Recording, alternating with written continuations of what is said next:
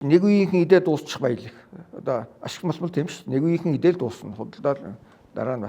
Гэтэл одоо цэвэр агаар цэнгэг ус байгалийн гоожимж чинь үеийн үед идэнэ. Үеийнхэн идээ дуусдаг баялагаараа хөгжлөө дэмжиад үеийн үед иддэг баялагаан тордож хойч үедээ үлдээх хэрэгтэй байхгүй.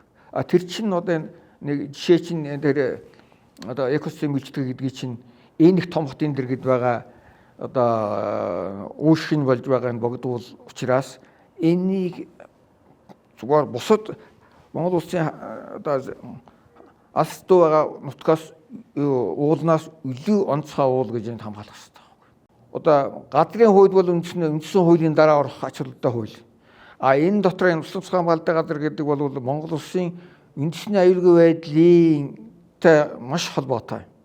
Монгол үндэстэн энэ одоо оршин тогтнох гэдэг юм одоо манайх нэг юм бол үндэсний аюулгүй байдлыг хүн айлах гэдэг л да. Тэгэхээр яг айлах зүйл чинь энэ юм.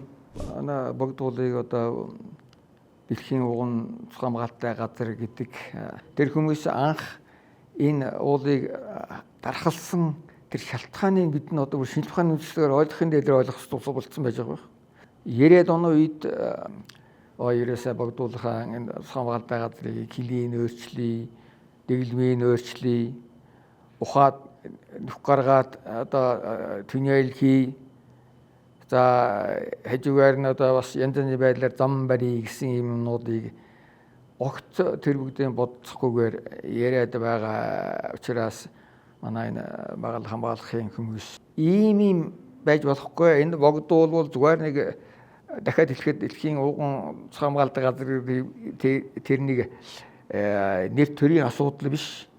Энэ Монгол улсын нийслэл гэдэг нэг том байгаль хүн амын суурьчийн том бишийн одоо манай мэрэгжлийн улсууд ярьж байгаа нь бол уушг байгаль орчны хэлцэн уссан хороо гэж засгийн бүтцэд хамгийн том эрхтэй ерөнхий чиглэлийн үүргийн одоо яамыг байгуулсан байхгүй юу.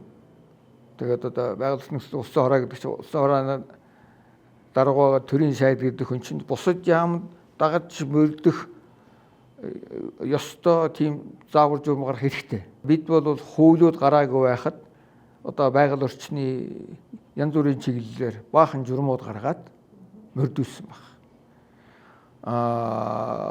Тэр хүрээнд одоо богдуулыг олон улсын сүлжээнд оруулъя, улсын тусгай хамгаалалттай газрын дээд ангиллаар нь авъя гэдэг утгаар нь богдуулын одоо Күрхрээгийн ам зайсан нутгийн улсуудад учрыг нь хэлээд та нар тэр аманд очиод амьдраарай гэдэг юм хэлээд иргэдээ их талархалтай байдаг гэхээр засгийнхаа бодлыг ойлгодог. Тэр үед одоо энэ бүх юм хаагдсан, зогссон, сургууль, соёл, эмнэлэг үн төлбөртэй болсон маш хүнд байсан үед та нар дэмим ярьж гин гэж хэлэх л байсан. Тэгээ нэг мэтгэдэд ингээд одоо зайсан гэдэг чинь хот зөндөрлөлөө явчихлаа. Энэ янз бүрийн буруу зөв юм хийгдсэн байвал яг тэн дээр ажилласан мэргэжлийн хүмүүсийг буруутгадаг бол буруу. Одоо дандаа эрх мэдлэхгүй хүмүүс ирээд тэгээд тэр яг асуудал харилцсан хүмүүсийн биш дээд талд байсан улсууд л тэг гэдэг одоо ч манай тийм үргэлжлээд байна шүү дээ. Эсвэл тухайн үед мөрж байгаа хуулийн цоорхоо байгаа энэ юмнууд нөлөөлөд байна. Тийм учраас одоо бол энэ улсын тусгай хамгаалалтын шинэ хуулинд болвол тэр одоо хот тосгоны тухай шинэ заалт оруулж одоо тэр заалтыг гаргаж ирсэн энэ хуулийн багийг бол би одоо ер нь бас нэг тулмс асууж хийх ой юм хийсэн байна гэж ингэж ойлгож байгаа. Энэ бол шинжилт найруулга. Тэгэхээр энэ хууль бол Монгол улсын нэг мэдээ шилжилтийн эхний үе шатанд өргөө үүсгэсэн. Одоо шилжилтийн дараагийн үе шатанд бол өөрчлөлт найруулах хэрэгтэй. Тэр нь яг гэхээр одоо хүн амын өсөлт, эдийн засгийн төлөлт, хот тосгоны асуудал энэ төр гарч иж байгаа учраас одоо их хурлын гишүүд бол одоо энэ өөрчлөлтсөн шинжилсэн найруултыг бол дэмжих ёстой гэж бодож байна. 2040 үндсэн төлөвлөгөөнд бол энэ богдуулаад одоо ингээд ан амтны нүүх шилжих одоо зам хонгол гаргах нугаан биш цэнхэр ус энэ төр гэсэн тийм нь гаргаад тийм хийсэн байгаа. Тэгээ тэрнийг одоо морж байгаа хууль шинээр орж байгаа хуулиндаа нийцүүлээд ингээд их хурлаас батлаад ингээд явах юм бол энэ хот төлөвлөлтийн замбраагүй байдал, энэ газар бололтын замбраагүй байдал одоо арилах ёстой. Урд өмнө хуулинд байгаагүй одоо хот тосгоны одоо хамгаалсан газар гэдэг юмыг оруулж иржэл 32 жилийн настай хуулийг гаргаж байгаа үед чинь манай эдийн засгийн нөхцөл байдал хүн амын тэр шал одоо бол хүн амс ч гэсэн эдийн засгт хэлчихсэн.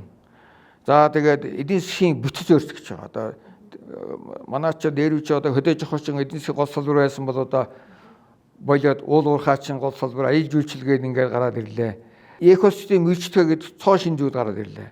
Тэгэхээр бид анх тусгай хамгаалалтын газар авахдаа болон нэг байгалийн гой үзэмж одоо усны эх булгын энэ гэсэн юм ярьдаг байсан бол одоо бол экосистем үйлчлэгээ гэдэг тэр одоо тэр маш хүн тэнцээ зүйл.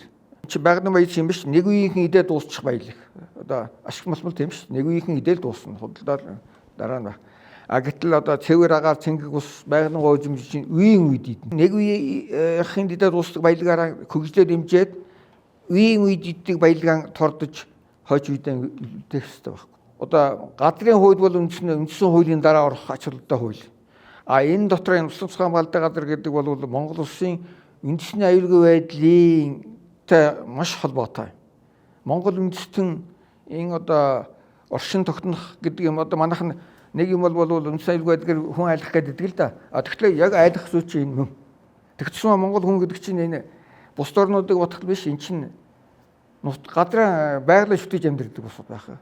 Байгалийн нээлттэй орчинд бүх юм байгалаас хамааралтай. Тэгэхээр тэр суурь байхгүй болчихвол бид чинь монголчууд чинь нэг өдөр энэ хөгжин улс Япон шиг одоо машин ухсраад компьютер ягаад амьдрах гэдэг байхгүй шүү дээ. Манай малажхан энэ гэдэг чинь зүгээр махсуу шүү дээ.